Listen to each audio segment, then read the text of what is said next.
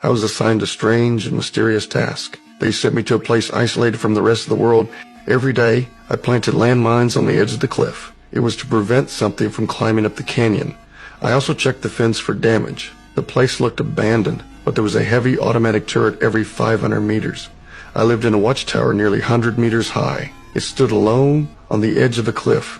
Before leaving, the veteran warned me never to communicate with the people on the other side. I asked him what was at the bottom of the canyon, but he didn't answer. He just pressed the detonator in his hand and threw a bomb into the abyss. 15 seconds later, a loud explosion echoed upward, followed by a series of blood-curdling screams. He said they were called the Hollow Ones. That was all he knew. After the handover, the veteran left alone. Now I've spent a whole year alone in this area. No contact, no communication. In the end, I'll get millions in compensation. The next day, I started work. It sounds like a dangerous job, but most days it feels more like maintenance work. One afternoon, I picked up my binoculars just to take a look at another tower. Then I saw a woman chopping wood. She seemed to sense that I was watching her. She stopped what she was doing and turned to look at me. Froze. The veteran's warning echoed in my mind, never interact with anyone. That night, the thunder woke me up.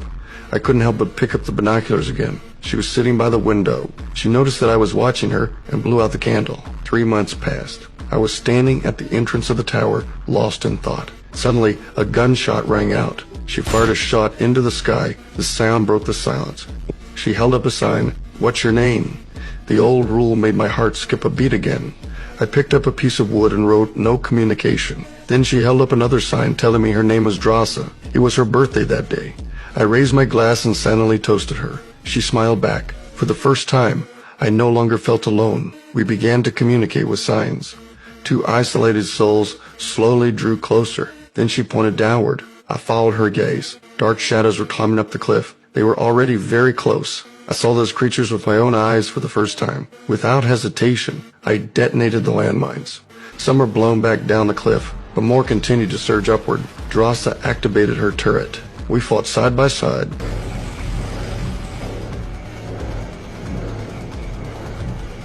That night, we drove them all back into the canyon.